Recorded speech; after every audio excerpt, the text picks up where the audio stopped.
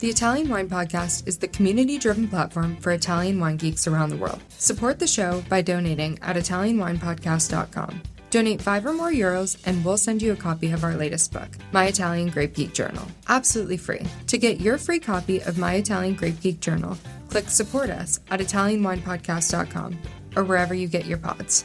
Grazie mille.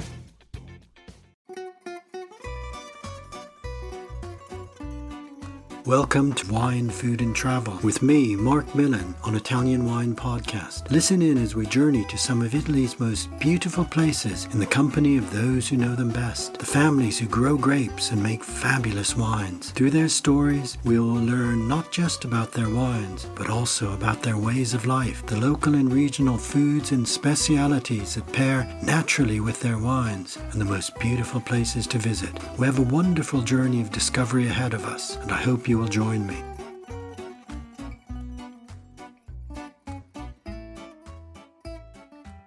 Welcome to Wine, Food and Travel with me, Marc Millon, on Italian Wine Podcast. Today it's my great pleasure to travel to central southeast Tuscany, to Montalcino in fact, to meet Rachele Tiezzi at her family estate, Tiezzi Vini. Thanks so much for being my guest today, Rachele. How are you? And is it a beautiful day in Montalcino? Thank you for having me here. And yes, it's a bit chilly today, but it's a nice, nearly winter day here in Montalcino. And you've got the wines in the cellar. I imagine the olives are all picked now too. So is it perhaps a quieter time, or is it still very busy leading up to Christmas? Well, we have just ended our Benvenuto Brunello, so the wine presentation, the avant-premiere of the new vintages. So now we are approaching a more quiet time, as you said. And so, yes, we're slowing down during the winter season. Okay, a family time then. Yes, exactly. Good. Now, Montalcino lies about 40 kilometers south of Siena, near the Creti Senese and sheltered by Monte Amiata to the southeast. It's a wine region I love. It's particularly beautiful, and of course, it's a source of one of Italy's most prestigious wines, Brunello di Montalcino.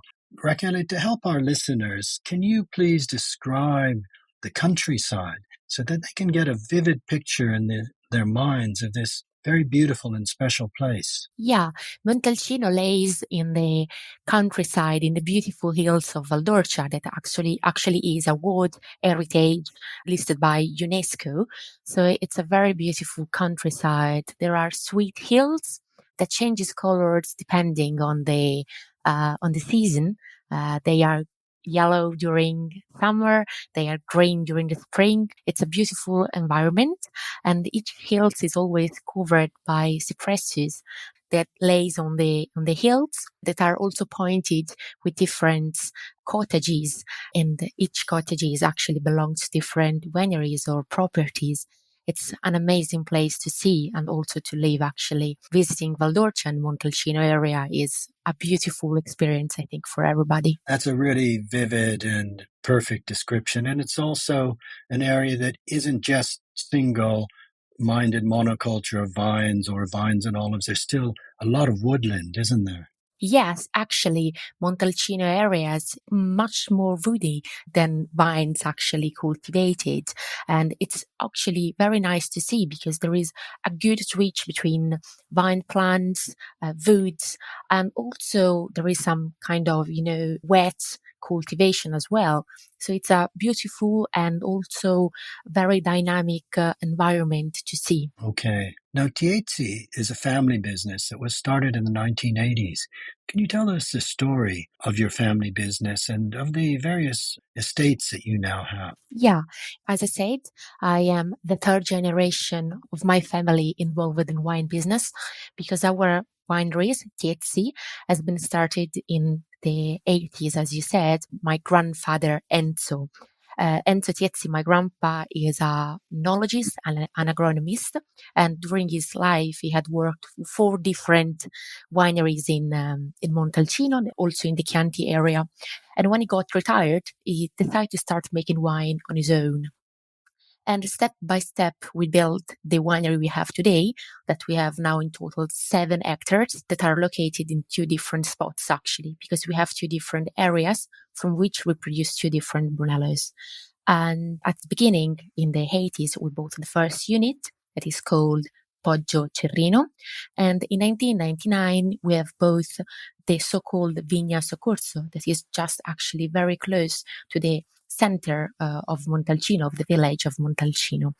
And there, in 1999, we also started to build the new cellar. And nowadays, in Vigna Soccorso, we have the cellars, 2 different houses that we rent for tourists, and also the offices. Okay. Rachele, I think what's really interesting is that your family came in the early 1980s. And of course, Brunello di Montalcino is now one of the most prestigious and famous wines in the world. But in the early 80s, that story had not yet really fully developed. So your family were actually early pioneers in helping to put the wines of Montalcino on the world wine map. Yeah, my grandpa has been the president of Consortium of Brunello of Montalcino for 5 years. And during his time as a president, he had worked a lot in order to develop the production and also the name of Brunello of Montalcino. I like to remember that Brunello is a history made by a community of people that had the strength to believe in Brunello and in winemaking, coming from a small village in the countryside of Tuscany. My grandpa has been working, as you said, Mark, as a president and also in many different wineries. So during his time, he tried to develop as much as possible the Brunello wine. Actually, he managed, thanks to all the people that worked with him, to create the DOCG and the DOC for Brunello and for Rosso of Montalcino. That, as you know, is a guarantee for the people who actually want to enjoy these wines. Okay. And that's a very important for our listeners to understand that this famous great wine is the result, as you say, of the efforts of a community that believed in the wine. Now, today, Poderi Soccorso is the center of the Tiezzi operations, but it's an historic podere that goes back to the origins of modern Brunello di Montalcino. And I'm talking about going back to the 1800s. Is that correct? And can you tell us about this?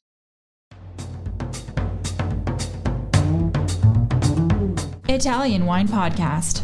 If you think you love wine as much as we do, then give us a like and a follow anywhere you get your pods.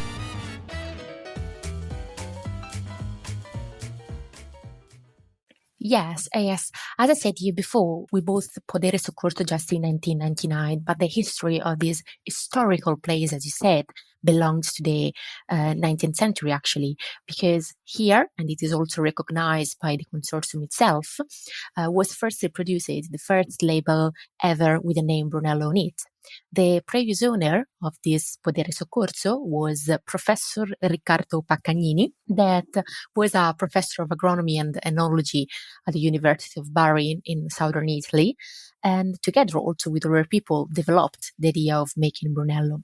But as I said, he was a professor and he had the chance to travel a lot, and he presented to the world a name called Brunello that came from a small village in the Tuscany countryside. And so now we have the label. The first label produced here is the label of our Vigna Soccorso.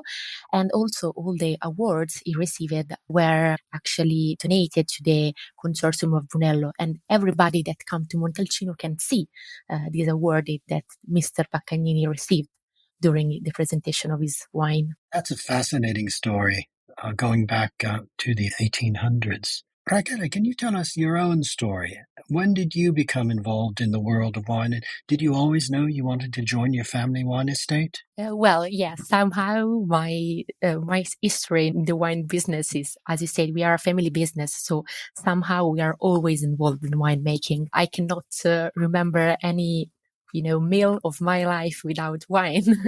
And everything in my family is linked to winemaking. Nowadays in the family, And we are me, my grandpa, and my mother, Monica, who we work together. I always know that somehow I will be involved in the winery. I mainly work as, connecting people with foreign exporter or maybe meeting foreign people at the winery.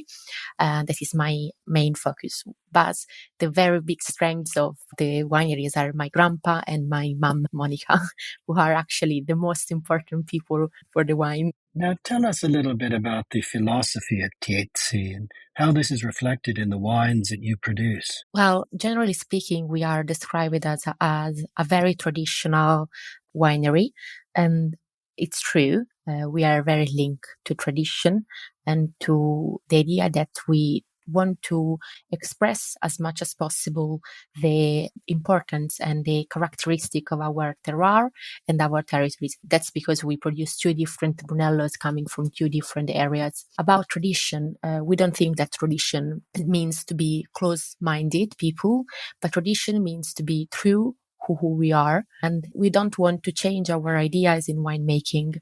We want to be, as I said you before, sincere to the characteristic of the territory, and we want to enhance the characteristic of Brunello in the most classical ways possible. We age these wines for long times in big wood barrels from Slavonian oak, and we do very long fermentation, and we are also an organic winery because we want to affect as less as possible the vines and the plants. Okay, that's a very good description. Now, Brunello di Montalcino is the name of the wine, but it's also a variety of Sangiovese, the Sangiovese Grosso. Is this still the preferred clone for you? And what makes Brunello the grape special and different from Sangiovese cultivated elsewhere in Tuscany? Well, my grandpa says that we have 4 or 5 different clones of Sangiovese in our vines. And actually, it depends. In the Poggio Cerrino, we have vines that are 48 years old. They're very old. They were actually hand planted. So we try to preserve these kind of clones in order to replant the very same kind. And what we do, and I think that's what makes Sangiovese in Montalcino different from any kind of other Sangiovese, is the terroir and the microclimate that is in Montalcino. Because even though it may appear as a small area, the difference of zonation and the difference of microclimate in Montalcino are very important for growing a good Sangiovese. Well, let's talk about your range of wines, starting with Rosso di Montalcino. Now, would you say this is a baby Brunello, or is it an important wine in its own right? Well, I think that both you said is true. Rosso is a baby Brunello. I would say is Brunello younger brother because actually we produce Rosso of Montalcino from Brunello. That means that we have just one barrel. And after 1 year of agement, we remove some wines, and it is Rosso of Montalcino. The wine that remains inside that barrel will become Brunello 4 years later. So for us, it's both true because it's a sort of Brunello younger brother, as I said, but also as a development on his own. Nowadays, we will see that a lot of wine journalists or wine passionates are growing their attention on Rosso of Montalcino on his own, not just because it's, similar to Brunello. And as I said before, my grandpa wrote the regulation for making Rosso of Montalcino.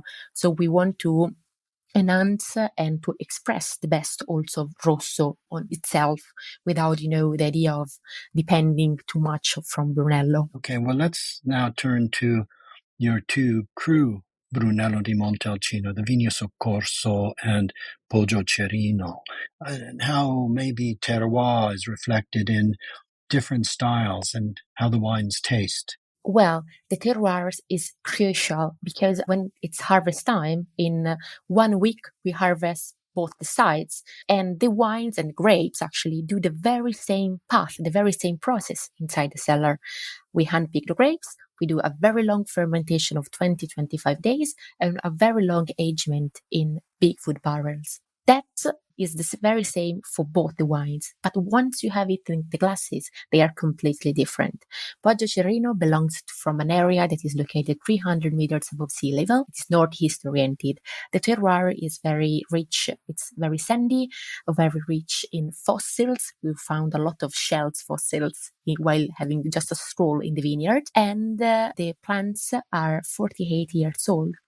It's the most traditional of our Brunellos, actually, while the Brunello coming from Podere Soccorso is different because Podere Soccorso is located 500 meters above sea level, southwest oriented. The plants are 24 years old, and most of all, it's a bush-drained vineyard.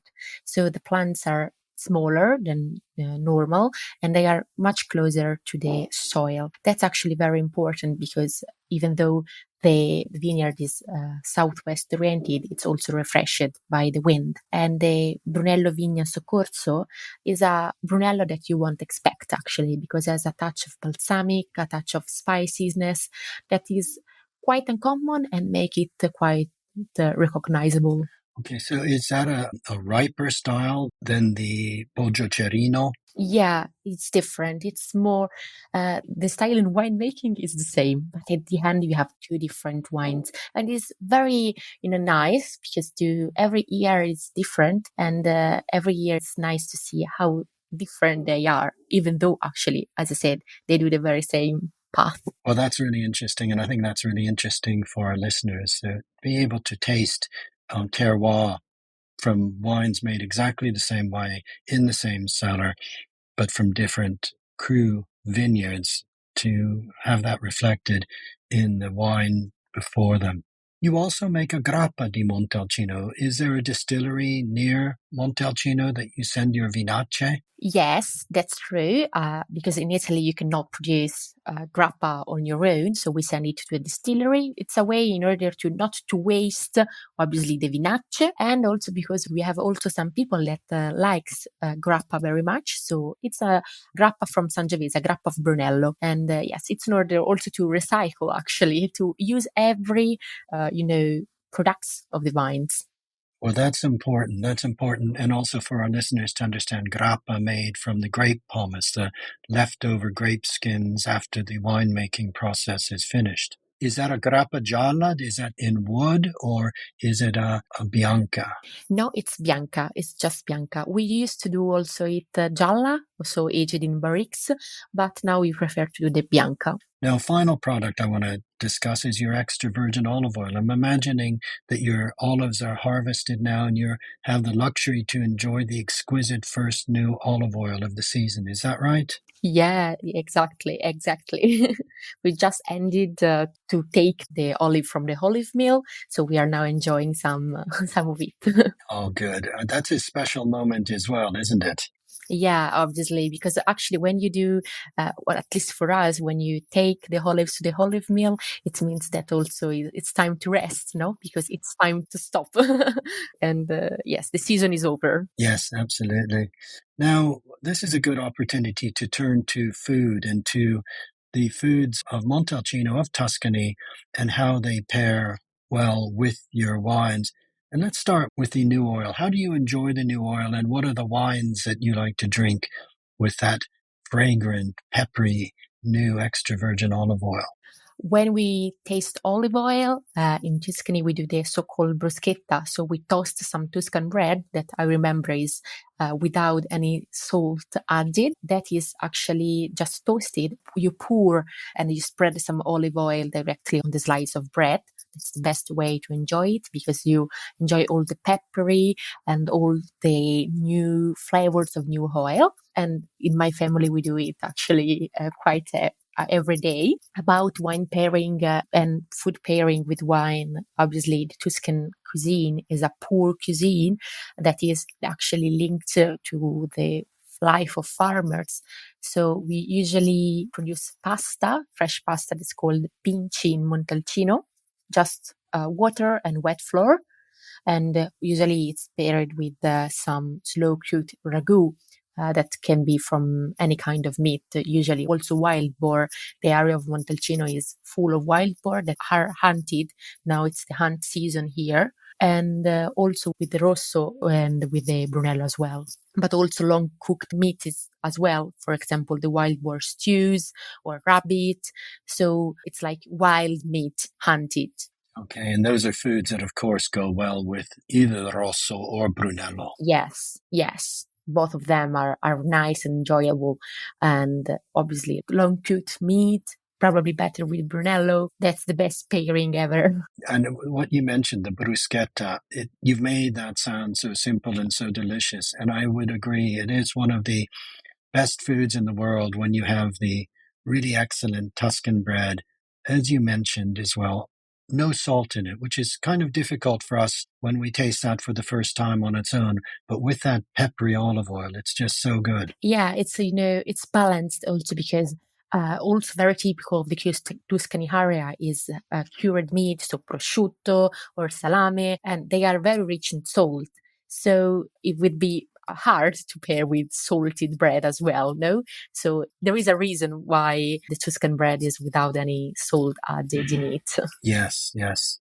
And of course, you also have some wonderful pecorino cheeses. And I imagine that the aged pecorino is particularly good with your wines as well. That's really true. And also we produce that's quite uncommon for Tuscany, but we produce also an orange wine from Chardonnay and Trebbiano, and we enjoy it a lot with the cheeses.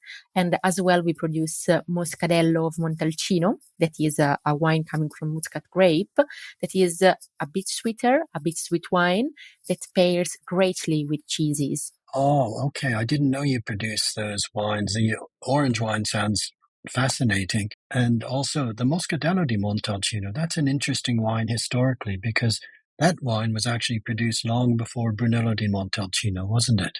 Yeah, actually, we have also a poem belonging to the 16th century by Francesco Redi, in which is mentioned the Moscadello of Montalcino. So Moscadello is actually the very first wine ever produced in Montalcino. And also for us, it's a new production, actually. It's, I think, the second or third year that we produce Moscadello. Is it a passito? Somehow, actually, but a lot less sweet. It's more dry because we didn't want to have a dessert wine itself. We wanted a wine that could be paired with cheeses as well. Oh, wonderful. Oh, I look forward to trying that. Now, Rachele, tell us a little bit about, say, our listeners would like to visit Montalcino and visit Tiezzi. Can they come and visit you, and what do you offer for wine hospitality? Yes, obviously we like to welcome people and when people pass over, because for us it's the best way in order to present people Montalcino and our winemaking philosophy. We travel a lot, but it's better when people come and to see directly what we do actually. We do wine tastings and wine tour. So we can taste our wines, and we have a tour of the cellar, of the vineyards as well. And also we have 2 houses that we rent for people that want to come and have the experience of living in a Tuscany farmhouse or a Tuscan winery. One is located exactly in the middle of our winery. There is no Wi-Fi, so it's like, a place where you can disconnect from everything and just enjoy the Tuscan countryside. And we have another house that actually is placed just above our cellar. You will be actually inside the winery and you will enjoy the rhythm of our winery.